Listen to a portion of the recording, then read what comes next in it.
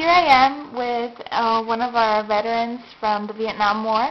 His name is Rodney Kelly, and he was so kind to give us a couple of times so he can share us his experiences during the Vietnam War.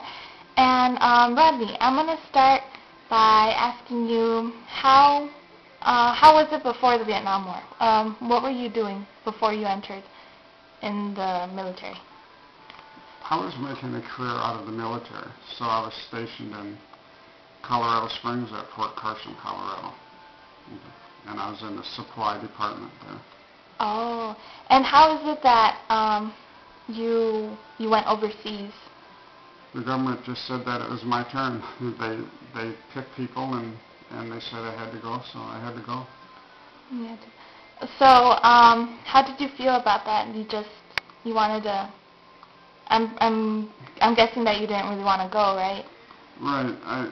I really didn't want to go, but and then there was another thing that I kind of wanted to go also because everybody was going at that time. Yeah. Almost everybody, and I had a lot of friends over in Vietnam, and so I thought, well, it's okay.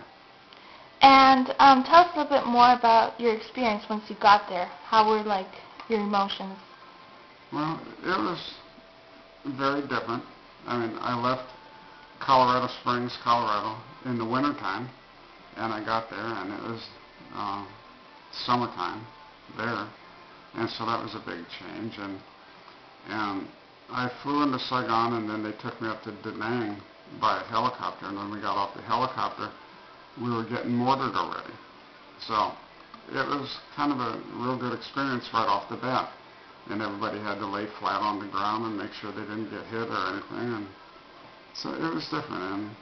And there's a lot of days that nothing happened and a lot of days that we were involved in action with the war. And how long did you stay over there? I was there 1 year the first time, and then I re-enlisted for a second year. Oh, you re-enlisted? Yeah, I re-enlisted and I volunteered for a second year in Vietnam. In Vietnam. Yeah. And tell us a bit about the people. Did you have any sort of interaction with them? Yeah, I have some. Well, you become very close to them because you don't have anybody else. You know, you don't have your family or your wife or your child or anything close by, so you get very close to the people you work with. And I made some very good friends, and actually one of them, his name was James Simmons, and he was a colored guy, and he was probably the best friend I had while I was there. And both of us, there were several times he risked his life for me, and I did the same for him once or twice. And everybody was very close to each other over there because we felt we couldn't trust the Vietnamese. So, just like you said right now, you felt you couldn't trust the Vietnamese. Were there some times where you had to talk to them, to the people that lived there? Yes, there was. There was actually quite a few times. And the thing is, the North Vietnamese is who we were fighting, and they looked just like the South Vietnamese. So it was hard to know who was who, you know, and they would lie, and we didn't know, and they'd pretend like, you know, they were friends and they wanted to help us, and then all of a sudden you'd end up getting shot if you weren't real careful. So it was a real touchy situation. And I've always wondered, every time I think of soldiers that are fighting, how was the food? The food was okay.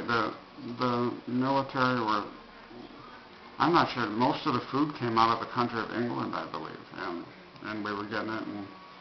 But they had a little bit of everything. You know, they had to pack it on ice to get it to where we were at, and sometimes it was a little bit skimpy, but most of the time we had plenty of food. Plenty of food. Mm-hmm. And did you get plenty of rest at nights, or just whenever there was time?